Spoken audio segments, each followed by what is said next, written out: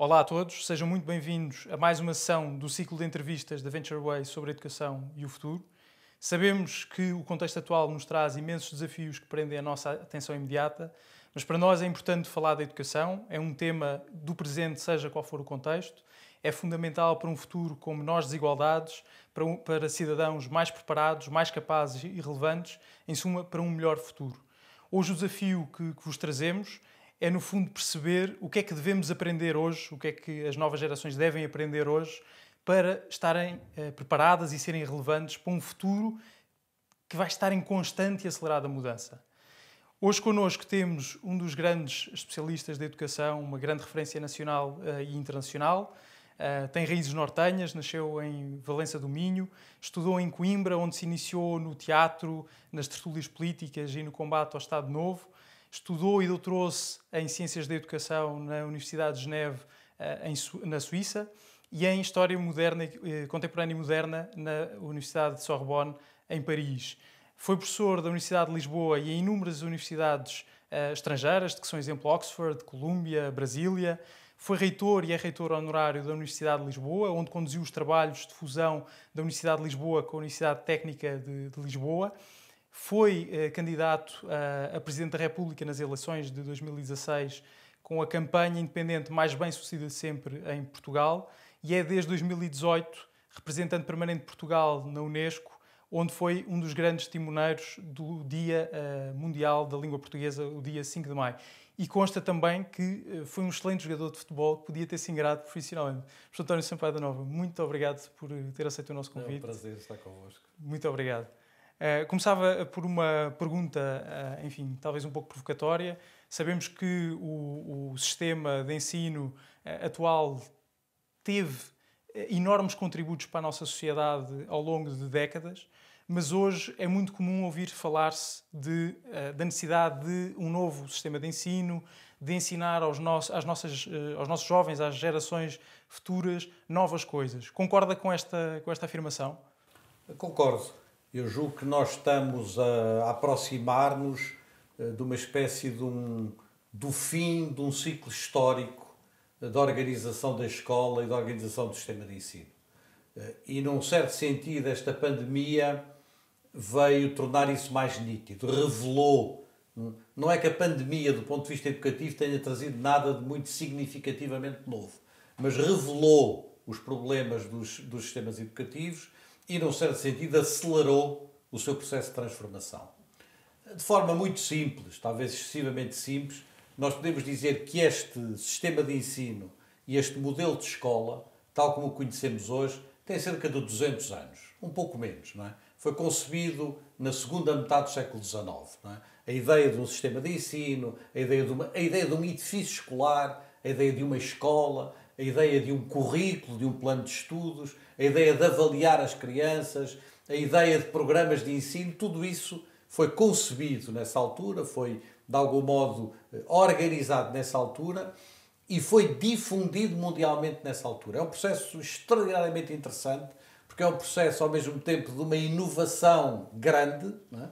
Que se difunde mundialmente num período de tempo relativamente curto. E este modelo de escola, que todos conhecemos, um edifício escolar, uma sala de aula, um professor a dar aulas a um grupo de alunos que são avaliados segundo determinadas rotinas, este modelo escolar, e é este o termo que eu vou utilizar, resistiu bem ao século XX.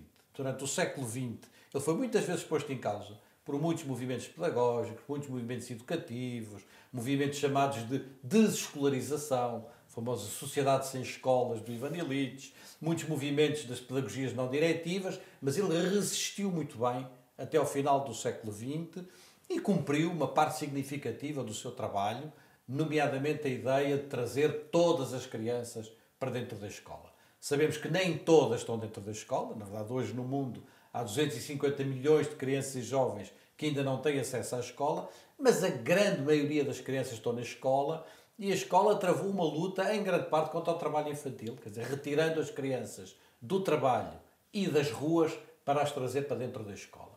E, portanto, foi nesse sentido um modelo que teve sucesso a muitos títulos, mas que chega ao princípio do século XXI a necessitar de uma profunda reforma e de uma profunda alteração. e creio que esta consciência era nítida antes da Covid-19, ela é absolutamente escancarada, não é? Depois da Covid-19, e estamos, na verdade, no início de um novo ciclo histórico sobre a escola e os sistemas de ensino e de educação. E quais seriam as características que o professor destacaria deste novo ciclo? O que é de novo? Em termos de forma, mas também em termos de conteúdo. Que novas matérias, no fundo?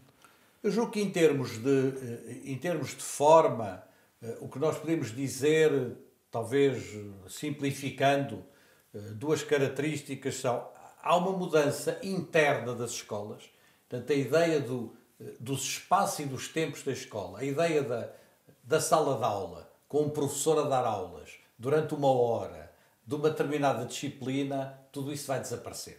E vai desaparecer para uma escola que vai ter uma diversidade de espaços. Naqueles espaços vão acontecer muitas coisas, não é? Vai acontecer trabalho individual, vai acontecer trabalho com o computador, vai acontecer meninos a fazerem projetos de pesquisa. E eu gosto de dar uma metáfora para simplificar, dizendo que a escola vai ser uma espécie de uma grande biblioteca, onde se podem fazer muitas coisas, não é? Naquela grande biblioteca podem-se fazer estudo individual, pesquisa, trabalho, pode haver aulas também, mas a escola vai mudar muito do ponto de vista interno. E isso é uma realidade que já existe em todo o mundo, não é uma coisa nova. Não estamos a falar de milhares e milhares de experiências que podem vir, que estão a ter lugar em todo o mundo e que já são elas próprias inspiradoras desta realidade. Mas vai mudar também do ponto de vista da forma, na sua relação com o exterior. Isto é, os espaços e os tempos educativos não vão estar, sobretudo, dentro de um edifício escolar fechado. Eles vão estar, se a expressão é permitida, com uma certa capilaridade educativa. Eles vão estar nas famílias, na sociedade, nas empresas, em muitos espaços. E, portanto, vai ser preciso conceber os processos educativos, não apenas como processos escolares, stricto sensu, coisas que se passam dentro de um edifício escolar, mas perceber a diversidade desses espaços e desses tempos, que, mais uma vez, a Covid-19 tornou absolutamente óbvios. Não é? E, portanto, esta mudança é uma mudança que está em curso. Não é? Ela foi, de algum modo, acelerada por este processo da Covid. Alguns, seja numa ótica pessimista, seja numa ótica excessivamente otimista, acham mesmo que as escolas se vão desintegrar e que vai haver uma mudança radical, que as escolas se vão tornar dispensáveis, aquilo que eu chamo, com alguma posição crítica, os futuristas, não é? Que imaginam que as tecnologias e a inteligência artificial e outras coisas vão, e a capacidade de intervirmos diretamente nos cérebros das crianças através de lógicas bioeletrónicas e outras, tudo isso vai tornar dispensável as escolas, etc. Não é a minha opinião. E, portanto, a minha opinião foi a primeira que eu dei. A escola vai sofrer uma profunda transformação, mas tanto a escola como os professores vão, durante muitas décadas, ser absolutamente essenciais, mas, obviamente, neste processo de transformação que vai ser muito acelerado. Não é? Do ponto de vista das coisas que a escola pode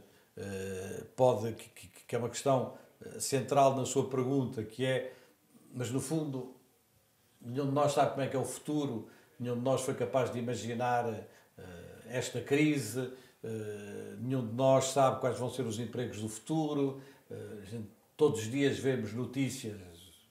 Recentemente havia um relatório do Institute for the Future, né, que pertence a esses grupos futuristas de que eu não sou particularmente adepto, mas que diziam, não sei onde é que eles foram buscar o número, mas são eles que o afirmam, que 85% dos empregos que vão ter as crianças que hoje estão na escola primária, que hoje estão no primeiro ciclo do básico, não é? Portanto, 85% dos empregos que as crianças que hoje têm 6 ou 7 ou 8 anos vão ter quando tiverem 20 anos, ainda não foram inventados. Não é? E, portanto, como é que nós preparamos crianças para coisas que não sabemos o que é, para futuros que não sabemos o que é? Eu, nesse aspecto, sempre considerei e continuo a considerar que as duas tarefas que a escola pode fazer melhor e que deve fazer melhor são muito simples de definir. A primeira é aprender a pensar. A escola é uma instituição que deve conseguir que as crianças aprendam a pensar. E no aprender a pensar está tudo. Não é? O aprender a pensar, o aprender a ler, o aprender a ter os instrumentos e as ferramentas do conhecimento. E não preciso sequer de juntar, não é? Porque acho que num certo sentido é redundante para mim o aprender a pensar criticamente. Não preciso do criticamente para nada. Não é? No aprender a pensar já lá está dentro essa ideia. Não é? E o aprender a pensar, é o aprender a ir buscar o conhecimento, é o aprender a renovar-se, é o aprender... É a curiosidade, é tudo isso. E a segunda coisa, para a qual a escola é essencial, e aqui entramos no debate do presencial versus virtual versus à distância, a segunda coisa que a escola pode fazer muito bem, e algumas vezes fez muito bem, é aprender a trabalhar com os outros. Não é? Aprender a trabalhar, e aqui não basta dizer aprender a trabalhar, precisa dizer aprender a trabalhar, obviamente, do ponto de vista sozinho, como é que eu resolvo um problema, como é que eu me organizo para resolver um problema, como é que eu me organizo para fazer um determinado trabalho, como é que eu me organizo para fazer um determinado projeto, mas como é que eu me organizo e como é que eu me organizo nisso com os outros. Não é? Portanto, e a ideia, que aliás foi uma ideia forte durante algum tempo, mas que foi relativamente abandonada na área da educação, a ideia da convivialidade, na altura até houve uma altura, um determinado movimento educativo ou político, falava na sociedade convivial, é uma coisa que já tem cerca de 50 anos, mas para mim é essencial a ideia do conviver, do viver com o outro. Não é? E a escola para isso é insubstituível. É insubstituível. E com o outro que é diferente de nós, não é com o outro que é igual a nós. E aí entraríamos num outro debate ainda, que é saber se queremos que as nossas crianças vão à escola com todos aqueles que são iguais, das mesmas classes sociais, dos mesmos grupos, das mesmas culturas, das mesmas religiões, ou se queremos uma escola onde justamente vão crianças muito diferentes e aprendemos essa ideia do diálogo. Ora, estes dois elementos, o aprender a pensar e o aprender a trabalhar e a viver com os outros, são dois elementos centrais de qualquer futuro. Qualquer futuro que possamos imaginar, nós estamos, quer dizer, são dimensões da educação que serão sempre absolutamente centrais. A escola, em algumas das melhores escolas ao longo do século XX, foi capaz de fazer isto. E foi capaz de fazer isto bem. Muitas vezes não foi. Em muitos momentos não foi. Em alguns momentos foi capaz de fazer isto e foi capaz de fazer isto bem. E isto, para mim, é o que a escola foi capaz de fazer bem no passado e é o que a escola deveria ser capaz de fazer bem no futuro. E, olhando, por exemplo, para... lembro-me agora, julgo que é no Museu de História Natural, em Londres, há um corredor em que vemos a evolução dos tempos e percebemos de que forma é que, no fundo, as máquinas, e isto falando, obviamente, do trabalho, se calhar do campo e o trabalho mais mecânico, enfim, vamos vendo como é que as máquinas foram substituindo esse trabalho mecânico ao longo dos tempos. E hoje em dia vemos que, se calhar, nesse corredor, em vez de termos espaços temporais de 20 anos ou de 10 anos, isto já falando do século XX, não é? Temos espaços temporais de 1 ano, 2 anos. Como é que, num futuro que vai estar em constante mudança, nós conseguimos que a escola, no fundo, em termos de sistema, de burocracia, de processo, de estrutura, como é que nós conseguimos que a escola dê resposta àquilo que, por exemplo, o professor estava a dizer? É evidentemente um desafio imenso. Não é? Quer dizer, a escola, num certo sentido, nomeadamente do ponto de vista tecnológico, do ponto de vista das inovações, é uma instituição que está sempre ultrapassada. Não é? Quer dizer, num certo sentido. Não é? Isto é, nós verificamos, por muito boa que tenha sido a resposta de algumas escolas a esta crise pandémica, e em alguns casos foi, não é?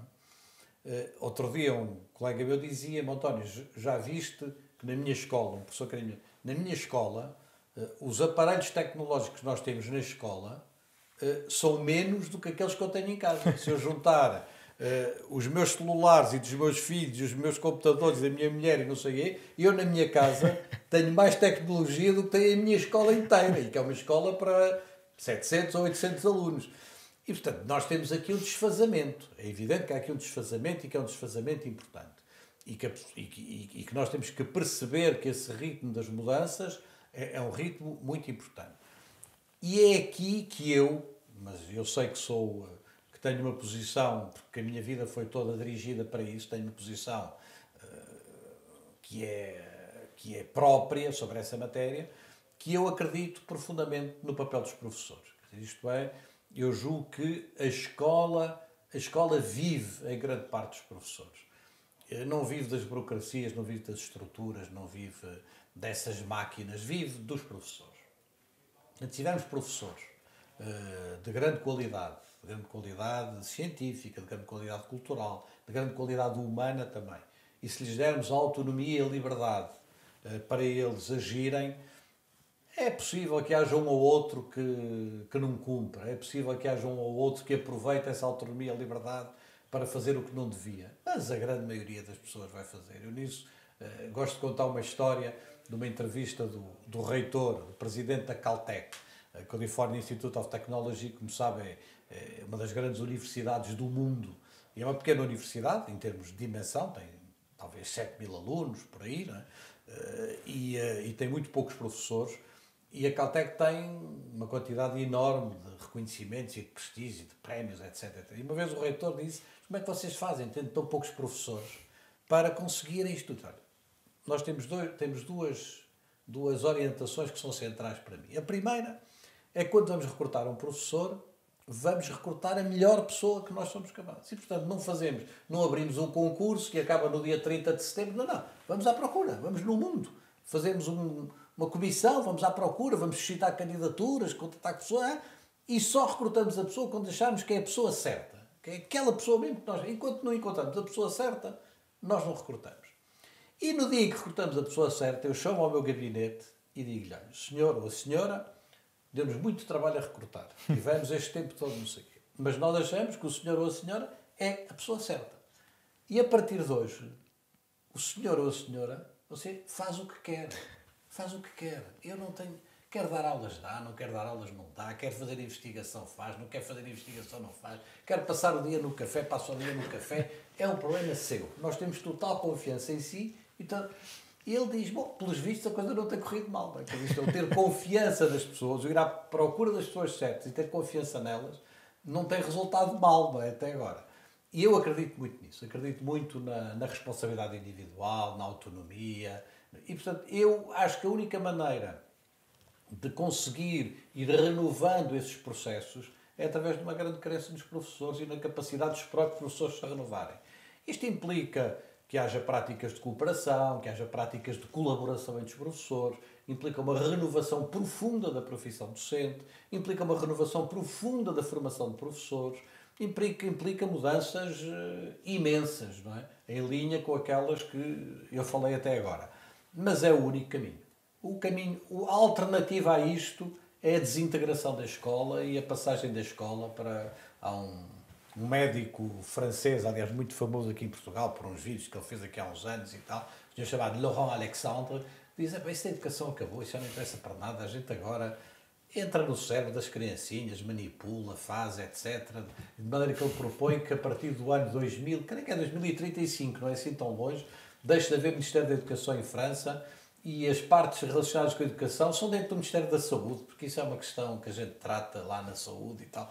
Portanto, há muita gente a apostar na desintegração da escola e dos sistemas de ensino e, portanto, que também tem a ver com processos de um radicalismo individualista muito forte das nossas sociedades, não é?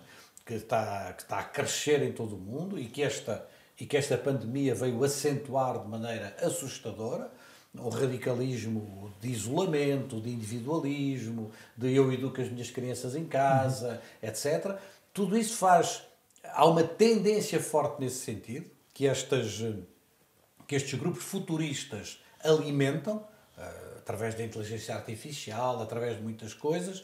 Eu não estou nesse caminho. O meu caminho é o outro, é de uma renovação profunda da escola, mas sem deixar de se manter a escola como esse espaço público, esse espaço do comum. Eu acho que a ideia do comum é uma ideia muito forte. O comum no sentido, o trabalho em comum, o aprendermos a trabalhar uns com os outros, a ideia do conviver, para mim é muito forte enquanto espaço de socialização da escola. Portanto, eu vejo uma escola em profunda transformação, mas eu não quero renunciar à ideia de escola, eu não quero renunciar à ideia da importância do papel dos professores enquanto educadores. O professor há pouco falava da capilaridade da escola e agora também falou de um tema extremamente interessante desse médico francês, que me leva a pensar numa outra questão, que é qual deve ser o papel do Estado, dos privados, da família, neste, digamos, esforço de manter a educação que damos às novas gerações como uma educação relevante e que os capacite para um futuro que está em constante mudança.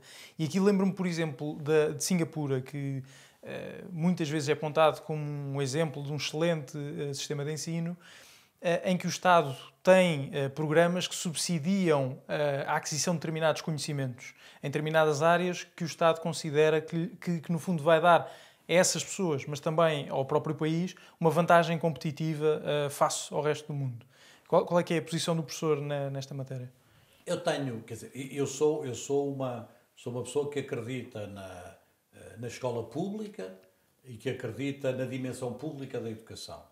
E, portanto, nessa grande parte da minha visão é sempre a partir dessa realidade. Agora, para mim, a ideia de escola pública não é necessariamente uma ideia da escola do Estado. E, portanto, há aqui uma divisão. Havia uma grande filósofa norte-americana da educação, chamada Maxine Greene, que já faleceu há muitos anos, mas que eu ainda tive a oportunidade de assistir a uma palestra dela no princípio do século XXI. Ela ainda era viva, 2000 e 2002. A senhora estava em cadeira de rodas, mas era uma senhora que tinha, quer dizer, de uma fragilidade, o corpo com uma fragilidade total, mas com uma energia, não é? Fazia lembrar em parte o João Paulo II também, que fazia daquela doença e daquela fragilidade uma grande força. Não é? E ela dizia, na altura, e eu acho que isso é válido ainda hoje, eu não consigo imaginar nenhum propósito coerente para a educação se alguma coisa comum não acontecer num espaço público. Não é? E, portanto, esta ideia, para mim, o cruzamento destas duas ideias é absolutamente central. A educação não é uma coisa meramente privada, contrariamente ao que pensam estes futuristas. Não é? Para quem a educação é o desenvolvimento das nossas habilidades, aptidões, etc., do ponto de vista privado, em que cada um de nós vai mais longe possível, etc. E tal. Claro que há uma dimensão privada na educação, obviamente, não é? Mas a educação não pode esgotar-se nessa dimensão privada e ela tem esta dimensão pública. É normal que dentro disso que possa haver orientações, não é? Num sentido ou no outro, não é?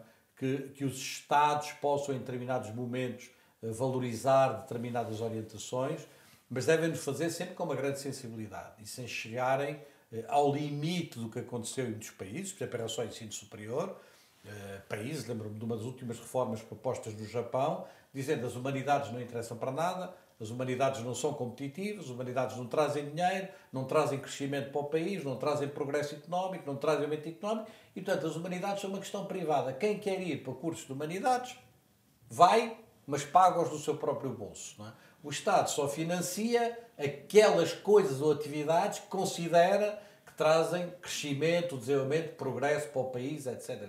E foi aí que, por exemplo, apareceu esse celebérrimo acrónimo, o STEM, STEM, Science, Technology, Engineering and Mathematics, dizendo muitos países fizeram reformas do ensino superior, dizendo tudo o que entra dentro deste acrónimo, ciência, tecnologia, engenharia, matemática, é financiado pelo Estado porque isto contribui para o desenvolvimento económico de todos. O que não entra aqui não interessa. Eu acho que nós estamos a cometer, nesse aspecto, um erro absolutamente brutal, porque obviamente que o que nós precisamos é de pessoas capazes de abranger a humanidade dos conhecimentos e a capacidade de terem uma leitura da realidade do mundo nas suas diversas dimensões. Nisto eu encontro-me muito com o Michel Serres, com o filósofo francês que faleceu o ano passado, que é um dos meus autores de cabeceira há muitos anos, não é? E que foi um homem, aliás, o último textinho que ele escreveu foi sobre a desobediência, não é? Dizendo tudo o que aconteceu de importante na vida, não é? Foi feito através de atos de desobediência, não é? A ciência evoluiu pela desobediência, não pela obediência. Um homem absolutamente extraordinário. E o Michel Serres fazia uma crítica à universidade, qual eu partilho inteiramente, Ele dizia as universidades, é uma crítica relativamente recente, talvez há uns 10 anos, estão a formar duas populações de imbecis, dizia ele. Não é? Os primeiros são os cultos ignorantes. E os cultos ignorantes são aqueles que sabem tudo de filosofia, de letras, são pessoas muito cultas, mas totalmente ignorantes da matemática, da engenharia, das ciências, etc. Outros são os instruídos incultos. E os instruídos incultos são aqueles que têm muita instrução na matemática, na engenharia, nas ciências, mas que desconhecem completamente o teatro, a filosofia, as letras, etc. E ele diz, enquanto isto não acabar, enquanto a universidade não perceber que formar alguém é formar alguém na plenitude dos conhecimentos disponíveis num determinado momento, nós andamos a fazer pessoas que estão incompletas. Não é? E, portanto, eu sou muito favorável a essa ideia cuja tradução em português é uma tradução má. Não é? A tradução em português não é boa. A ideia do liberal education, da educação liberal, não é? Mas liberal, a educação, as bases da educação liberal, no fundo, a melhor tradução seria uma educação generalista. Não é? Uma educação que tem uma base generalista e que depois tem as suas especializações, obviamente. Mas sem essa base generalista, quer dizer, para mim é absolutamente inaceitável, como eu já ouvi dizer, e até já me zanguei com os amigos meus, não é? Que me disseram, sou um grande artista, sou um artista de renome, reconhecido, e, no entanto, não sei nada de aritmética, nem soube fazer contas e não precisei disso para nada. É, para mim, absolutamente intolerável assistir a isto. Mas é intolerável também assistir a pessoas dizerem, eu nunca li um livro, a literatura não me interessa para nada, filosofia é uma banalidade, eu sou engenheiro, estou aqui para fazer coisas, não sei o quê. Acho que são formas de pensar a educação, e neste caso a educação superior, que não nos levam a lado nenhum. Então, por exemplo, o sistema americano, que no fundo tem uma base de, julgo que são 3 anos, em que as pessoas podem escolher as matérias que entendem, explorar um pouco, acho que têm de fazer um major, mas podem explorar um pouco várias matérias, seria um sistema liberal, como o professor falava, interessante. Eu sou muito próximo do ponto de vista do pensamento universitário. Sou muito próximo dos modelos das melhores universidades norte-americanas. Eu acho que as melhores universidades norte-americanas são um extraordinário exemplo, não é? Está aqui a Harvard Business Review, não é? A Universidade de Harvard em muitas áreas é um exemplo extraordinário justamente dessa formação muito mais ampla, muito mais generalista. O que a Universidade de Harvard está a fazer hoje, por exemplo, no seu curso de educação médica, não é? Que é um novo currículo de educação médica chamado Pathways, não é? É uma coisa, percursos, é uma coisa absolutamente extraordinária. A maneira como eles estão a conceber, sem darem aulas, sem darem disciplinas, através de problemas, através de pesquisa, através de trabalho entre os alunos, a maneira como o seu diretor fala e diz, eu não tenho nenhuma dúvida que os nossos alunos, os nossos estudantes, aprendem mais uns com os outros do que aprendem connosco. E, portanto, a gente vai criar aqui condições para que eles trabalhem, para que eles estudem, para que eles possam trabalhar uns com os outros.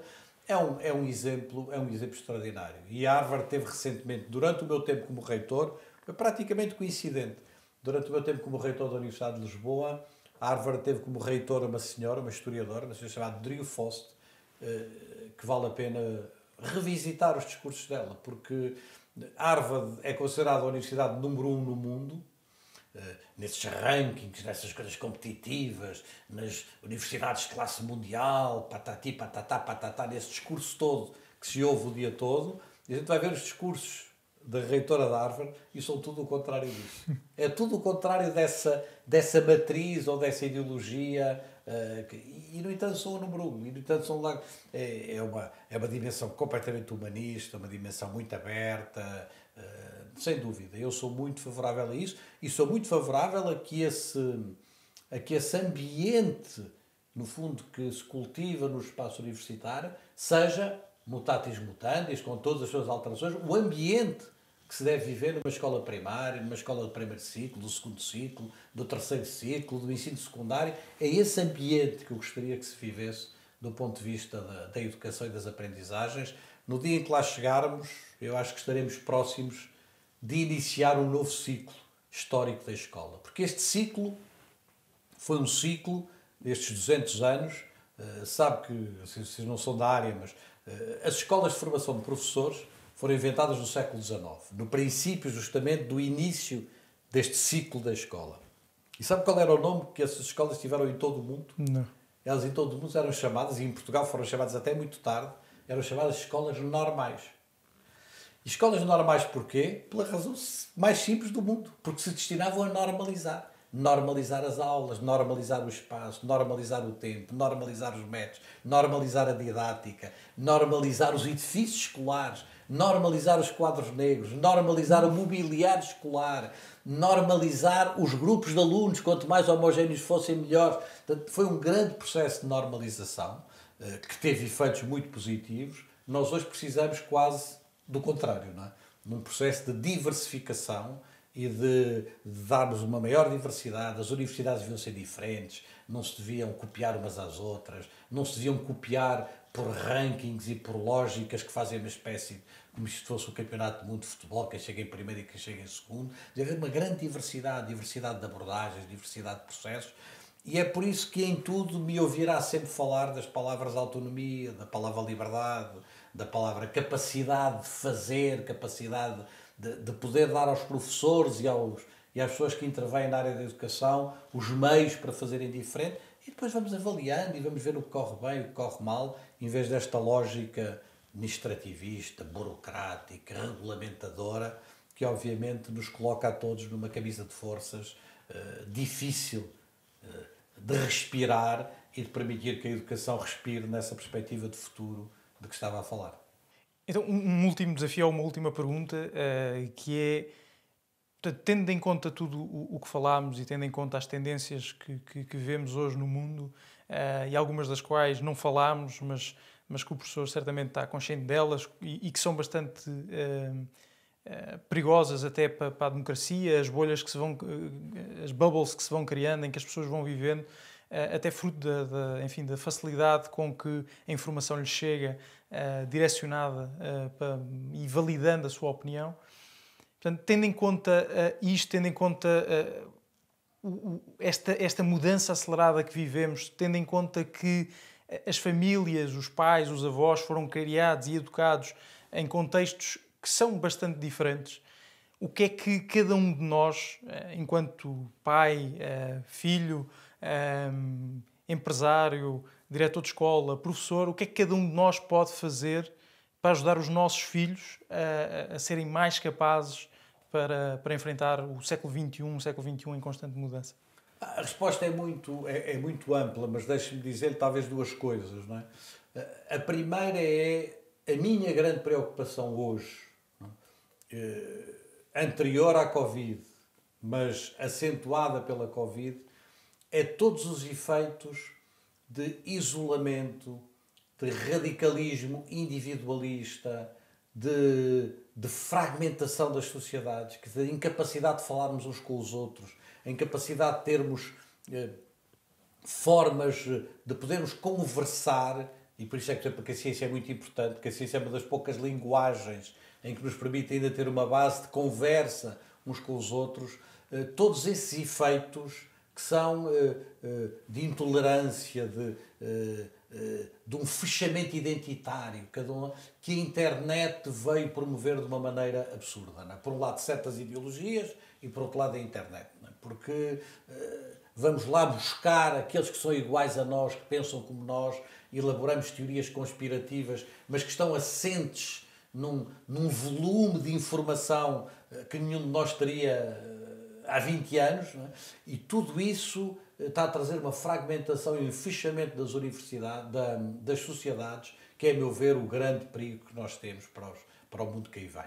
E, portanto, o melhor que nós podemos fazer é tentar educar os nossos filhos numa perspectiva muito mais aberta, numa perspectiva muito mais tolerante, numa perspectiva da diferença, da diversidade, do respeito, da capacidade de falarmos uns com os outros, de ouvirmos os outros, da aprendizagem do diálogo, etc. E isso implica uma educação que se faz também desde que se nasceu até que se morreu. Não é? Eu acho que essa dimensão é uma dimensão muito importante.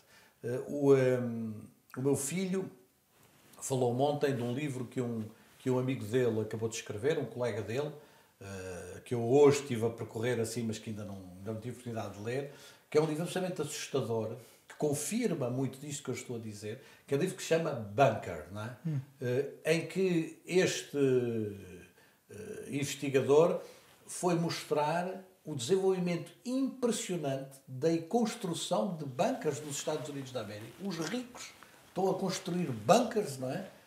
Às vezes com piscinas lá dentro, às vezes com não sei o quê, para no fundo poderem, se for o caso disso, viver numa espécie de uma bolha, não é? Viverem dentro de uma bolha, isolados do resto do mundo. Estes fenómenos de isolamento, eu, por mim, na educação, irei sempre tentar combatê-los, não é? E seja através das tendências do famoso homeschooling, isto é, o regresso da educação para dentro de casa, seja de qualquer tendência de isolamento das crianças, a minha posição sobre a educação é apresentar o mundo às crianças, apresentar o mundo todo, não é? Apresentar o mundo dos verdes, dos amarelos, dos azuis, dos cor-de-rosa, apresentar o mundo, não é? Apresentar as culturas, apresentar os conhecimentos, apresentar as religiões, apresentar isso às pessoas, para que possam fazer disso um lugar de encontro e não um lugar de desencontro ou de intolerância, para não as fechar dentro de cápsulas, não é? Sejam cápsulas individuais, sejam bunkers metafóricos ou culturais, seja o que seja, não é isso que eu quero, não é isso que eu imagino para a sociedade do futuro. E é verdade que o processo da demografia, do aumento demográfico, da maior esperança de vida, que está a trazer uma transformação extraordinária às nossas sociedades. Nós hoje, por exemplo, vamos ter que nos habituar com naturalidade, uma coisa que era impensável há 20 anos ou há 30 anos, a viver com 4 gerações no mesmo espaço. Eu na minha família, tenho 4 gerações que estão a viver, quer dizer, o meu pai, não é? Eu, o meu filho e a minha neta, que estamos a viver. E isto vai ser uma coisa normal no futuro. Nunca foi. Este processo demográfico é um processo muito importante, com um grande impacto nas sociedades, e é preciso que estas pessoas se mantenham atentas, curiosas, não é? E nesse aspecto eu falei do meu filho e quero agora falar do meu pai, não é? O meu pai tem 93 anos, acabou de fazer há pouco tempo 93 anos, e acabou de escrever agora um livro, mobilizou-se ao longo dos últimos ano e meio para escrever um livro, não é? Da experiência que ele teve quando foi Ministro da República nos Açores. E escreveu um livro de 200 páginas ou mais, 250 páginas, não é? Com apontamentos, com memórias. E aquilo traz-lhe uma felicidade, uma capacidade de se ir renovando. Teve que ir à procura de coisas, às vezes não encontrava na internet, perguntava-me a mim, perguntava aos meus irmãos, que íamos à procura. É preciso ir construindo um sentido. Porque, na verdade, na educação, tudo se baseia na ideia do sentido. Qual é o sentido que tem para nós uma determinada aprendizagem? Que sentido tem para uma criança uma determinada aprendizagem? Não vale a pena tentar-lhe impingir coisas que não têm sentido, não é? Temos que ensinar matemática às crianças. Aí temos. A matemática é central. Eu costumo brincar com a matemática. A matemática é central porque não há cidadania sem matemática. A gente tem muitas conversas de cidadania, achando que a cidadania é uma coisa no ar. Não há cidadania se não houver matemática. Então, dizer isso é uma coisa. Mas aquela aprendizagem da matemática tem que ter sentido para aquela criança aos 6 anos, e tem que ter sentido para o meu pai aos 80, aos 85, ou aos 90, ou aos 92. Né? O que ele faz naquele momento, a maneira como ele se mobiliza, a maneira como... É esse processo de renovação que, no fundo, é o coração da educação. Uma educação que, nos últimos 50 anos, ganhou esta dimensão de educação permanente, a chamada educação ao longo da vida, e, portanto, toda a gente, em todos os momentos, tem que se educar. E isso foi um movimento que nasceu na Unesco, numa Comissão Internacional sobre os Futuros da Educação, há 50 anos, e eu agora estou numa nova Comissão Internacional sobre os Futuros da Educação, e ao revisitar essa comissão há 50 anos, eles diziam 2 coisas. Diziam que a educação ia-se fazer ao longo de todos os tempos da vida, mas que a educação se ia fazer em todos os espaços da vida, que é a tal ideia de capacidade que eu falei há pouco. Ora, é verdade que nós retivemos a primeira parte da afirmação, não retivemos a segunda.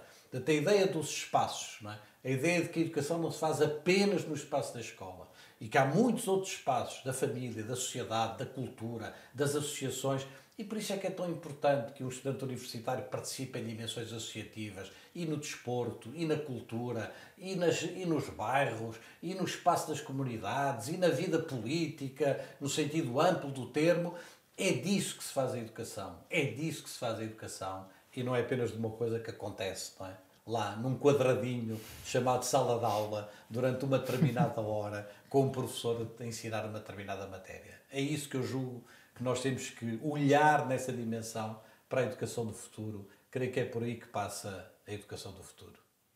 Uau, fantástico, professor. Foi um privilégio tê-lo connosco. Muito obrigado mais uma vez. Tínhamos muitas mais questões para lhe fazer, mas o tempo já não é muito e, portanto, vamos fechar. Ficamos por aqui. Muito obrigado a todos que também nos seguiram desse lado. É um prazer ver a educação ser discutida, ainda para mais com convidados deste gabarito de referência. Muito obrigado.